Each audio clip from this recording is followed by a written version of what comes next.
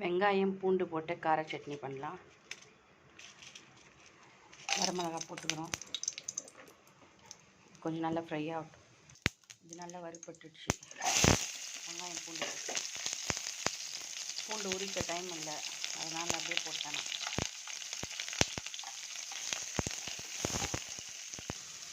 குட்டி நெல்லிக்காய் சைஸ் புளி போட்டுடலாம்.